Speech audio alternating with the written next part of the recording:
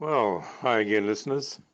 I really look forward to these chats, and as you know by now, I really enjoy talk about all aspects of birding.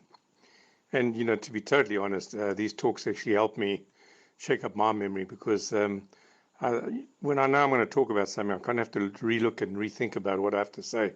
So it actually helps me just boost those memory cells again and just gets me going again. So I really get to learn a bit as well as I go because there's certain things that I might have maybe forgotten, but it comes back to light when I want to talk about these certain things. So I really, really enjoy this.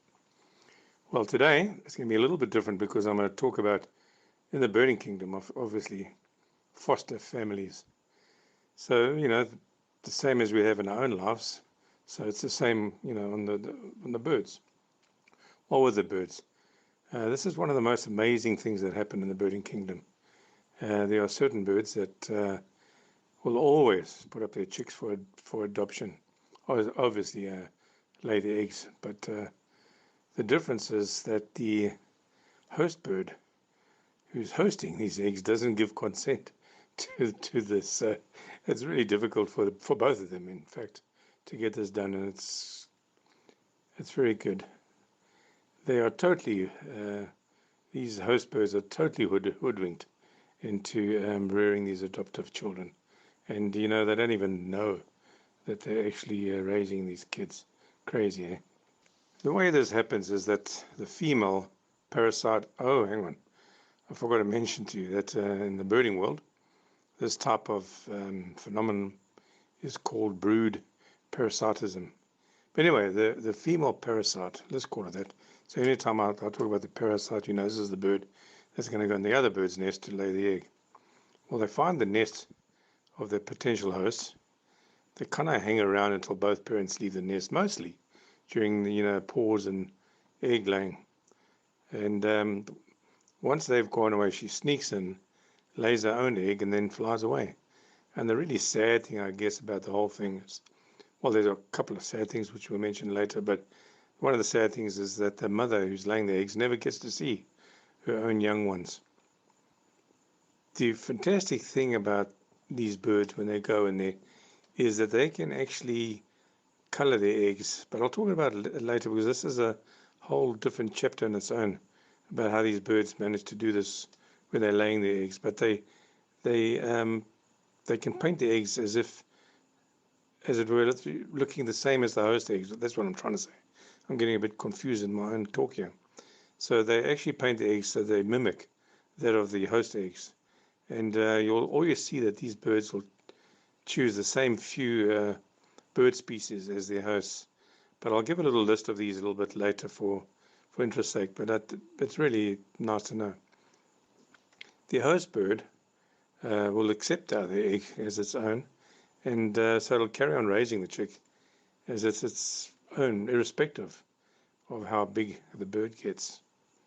And the thing is, the chick, the parasitic chick who's just been put in that nest, will be demanding more and more food from its parent, because you must know that these chicks will grow into bigger birds, so they need more to eat. So the parents of these, or the host parents of these birds, will actually have to work much harder to actually feed this young one. When it becomes a fledgling, mostly it'll leave the nest, but the host parent will still keep feeding it outside the nest until it becomes an adult. But it's amazing. You'll see that most of the time that these parasitic birds are double the size of the parents. I saw a wagtail once feeding one of the cuckoos. Crazy, eh? But most of the time, these chicks hatch sooner and discard some of the smaller chicks from the nest and or the eggs. So I'll talk about that now as we talk about the different types of birds that are parasitic brood birds. Well, one of the first of the species or birds that I'm going to talk about, these parasitic birds, are the cuckoos, and they're best known for this by quite a lot of people. You always know that the cuckoos are the ones that are actually doing this, but we also have other birds We have honey guards, we've got honey birds, whiters, indigo birds, as well as the cuckoo finch. But I think at the moment what we'll do is we'll check these individually. The cuckoos have quite a few birds that host for them, such as you've got the robin chats, all the different types of robin chats, shrikes, starling, they've got bulbuls, warblers, and that's just to name a few.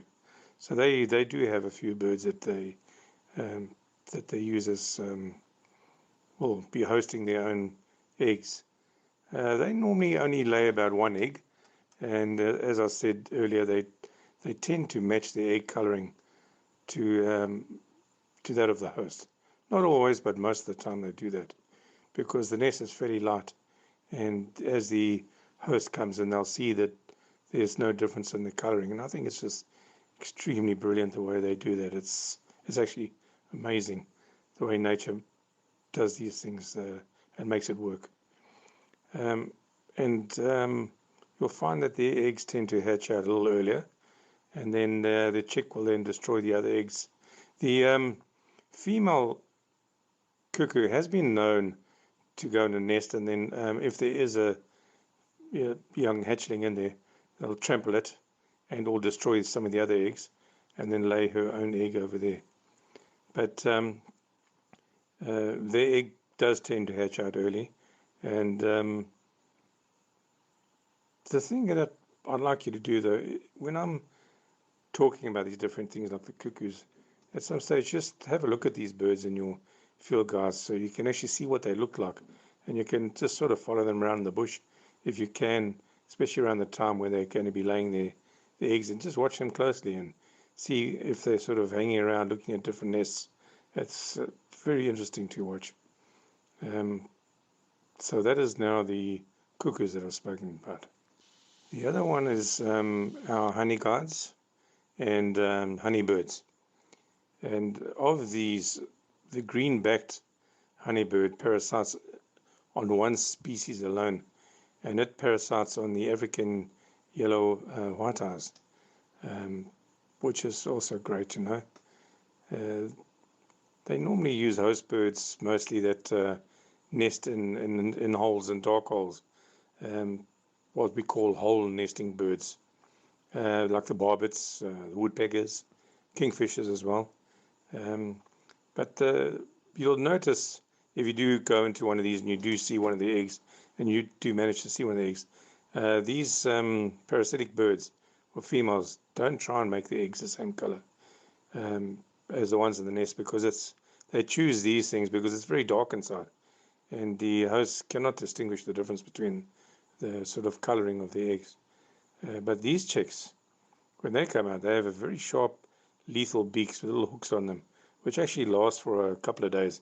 And sadly, they'll kill off any other chick that's there and or break the eggs. So and then they lose this little hook on their beak after a couple of days, and by then they'll be the only ones left in the nest to be fed. So they'll also stay longer than usual in the nest. They won't come out as fledglings or something like that. They'll stay there until they're almost independent, and then only then will they leave the nest. Then we have the whiters and the indigo birds.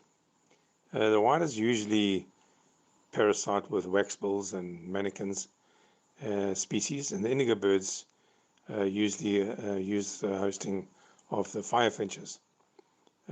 These eggs will normally also match the eggs of the host, and they'll also only lay one egg at a time. But the strange things with these is that more than one of the parasitic females will sometimes go into the same nest, and you'll end up with about 4 or 5 of the whiters or indigo birds in the host nest, and 5 have been recorded that I know of in one of the nests already.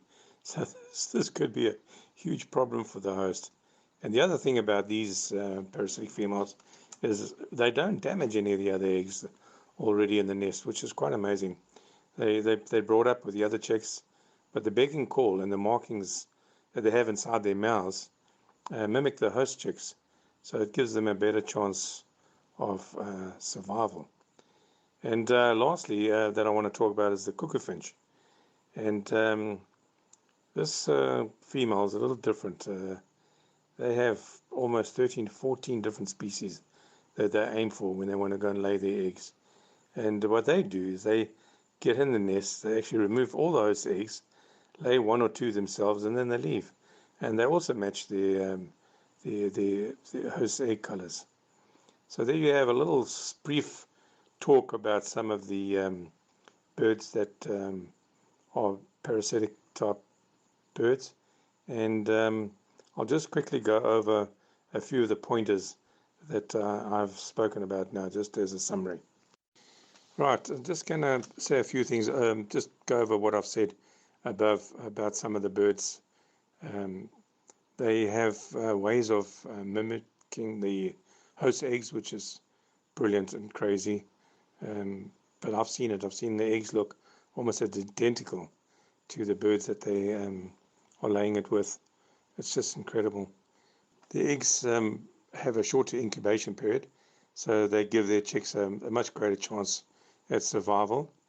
They also have a brilliant knack of laying the eggs very quickly, so as to get the job done before they even noticed. And that is something special. So you'll see that the cuckoo's eggs are a little bit thicker, so they don't get damaged when being laid in haste. As stated earlier, the cuckoo's females are known, as I said before, to break the eggs that are already there and trample any chicks that happen to be there. That is the one other thing. And the other thing is the chicks are born very aggressive. They are mostly aggressive birds, especially the cuckoos. The thing is they are a little bit bigger than the host species, chicks. So they tend to be more aggressive, and they're known to eject other eggs or hatchings in the nest. Of course, except of course the whiters and indigo birds, as I said earlier, they just lay their eggs and leave. The other one is that the parasitic bird, and I've just mentioned, I think I did speak about it being a bit quicker. Yeah, they actually grow a bit more rapidly than the host chicks, which gives them a much better chance. And of course, the little chicks will then be ejected as well, because they're a lot smaller. The other point is also that the chicks have mouth and gape markings that also mimic the host chicks, so as to grab the attention of the mum or dad that's feeding it, so it makes it a bit easier. And as you heard just now, the honey guys, the honeybirds, have got these fangs or hooks on their beaks, which only last a few days, and they use these to kill off the host chicks. Yeah, so some of the good news is that some of the defense mechanisms that are noted of the host birds, they have ways of maybe fighting off this and having less of a chance of one of the parasitic mothers coming into their nest. And there are a few, but I'll just talk about two of them at the moment. There's a very good example of the lesser masked weaver. It builds its nest tunnels downwards, and they're fairly small and a little bit long. So the cuckoo actually battles to actually get in, and so the cuckoo tends to maybe move off to another type of weaver that's close. So that's one of the defense mechanisms that come. The other one is that, for example, the southern red bishop, they tend to nest in colonies. So when they're together, there's a whole lot of them together. And when they spy one of these parasitic birds, they tend to mob them. And the other one I like to think is one, I don't know if it's been proven, but for me, I think it's definite, is like the chorister robin, for example. The chorister robin chat, it mimics the call of the African emerald cuckoo. And, that sort of is a defense mechanism in itself, because then the female will think there's another cuckoo in the district and move on to another nest. That hasn't, as I said, it hasn't been proven, but to me, it really does make a lot of sense. So there you are, folks. It's been a short one this time, I think, but wonderful short chat again.